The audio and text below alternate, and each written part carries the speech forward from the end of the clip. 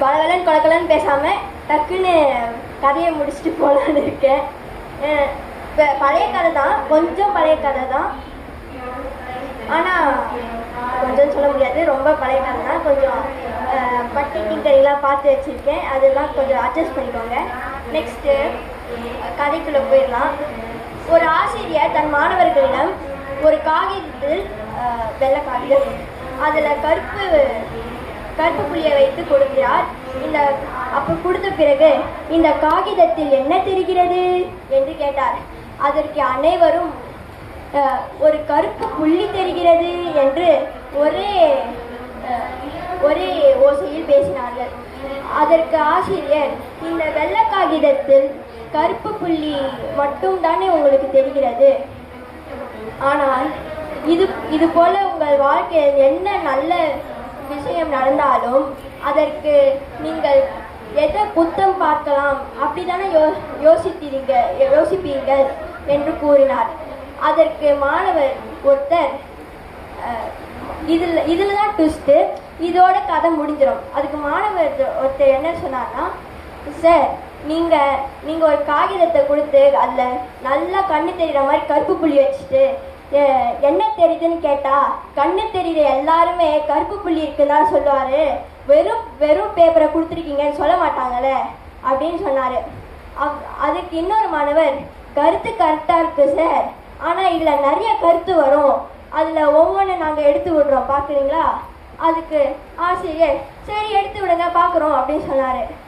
ஒரு மாணவர், இதில் வெள்ளை கலரை நீங்கள் நல்லதாக பார்த்து கருப்பு புள்ளியை கெட்டதாக பார்த்தா நீங்கள் சொல்கிறது கரெக்டாக வரும், அதுவே வெள்ளை நிறத்தை நாங்கள் கெட்டதாக பார்த்து கருப்பு புள்ளியை நல்லதாக பார்த்து அந்த மாதிரி நாங்கள் கதை உருவாக்கினா இப்போ இவ்வளோ கெட்டதும் இருந்தோம் நாங்கள் அந்த நல்லதை கரெக்டாக துல்லியமாக அதை பார்த்துருக்கோம்ல, அதுக்கு நீங்கள் எங்களை பார்க்கணும்ல சார் அப்படின்னு கேட்டாங்க. அதுக்கு ஆசிரியர், இது ஒரு நல்ல கருத்து அப்படின்னு சொன்னார்.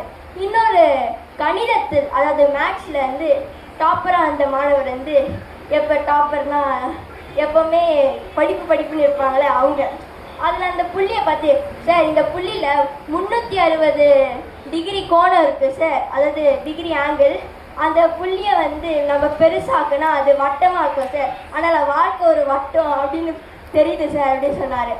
அதுக்கு அந்த மாதிரி ஒரு நிறைய சமூக அறிவியலில் டாப்பராக வந்தவங்க இவங்க எல்லாருமே பேசினாங்க. அதுக்கு ஆசிரியர் கடைசியாக என்ன சொன்னான்னா, ஒவ்வொரு கருத்தும் வேற தான் இருக்கும், அதை நம்ம புரிஞ்சிருக்க வரைக்கும் நம்ம புரியாத வரைக்கும் நம்ம முட்டாள், ஆனால் நம்ம புரிஞ்சாலும் முட்டாள் தான், இருந்தாலும் ஒரு படி நம்ம அறிவை கூட்டிக்கிட்டு நம்ம எல்லாருக்கும் ஒவ்வொரு கருத்து இருக்கும், அதை நம்ம புரிஞ்சு நடந்துக்கணும்னு சொல்கிறாரு. அதில் நீங்கள் என்ன கருத்து புரிஞ்சுக்கிறீங்களோ அது நல்ல கருத்தான் மட்டும் பாருங்கள், இதுதான் வாழ்க்கை கருத்து அப்படின்னு சொல்லி முடிக்கிறாரு. எல்லாரும் நன்றி ஆசிரியை அப்படின்னு சொல்லி கிளாஸ் விட்டு கிளம்புறாங்க. 9 மற்றும் 10ஆம் வகுப்பில் முதல் பரிசு துர்கா லட்சுமி. முதல் பரிசு கதை சொல்லுதல். நீங்க தானேம்மா, நீங்க இப்படி பார்க்கும்போது எங்களுக்கு சந்தேகமா இருக்கு. 3000 ரூபாய் சார், ஃபர்ஸ்ட் பிரைஸ் 3000 ரூபாய் டோக்கன் இனாமல் ஸ்பான்சர் தராங்க. 1000 கடைகள் இருக்கு, எந்த கடையில் கொடுத்ததோ வாழ்த்துக்கள். 11 வாக்கியம் அமைத்தல் 9 மற்றும் 10ஆம் வகுப்பு முதல் பரிசு புகழ்வளவன்.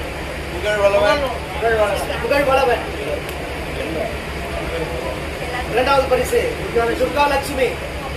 யாருன்னா இரண்டாவது பரிசு. இரண்டாம் பரிசுமா 2000 ரூபாய் தினமலர்.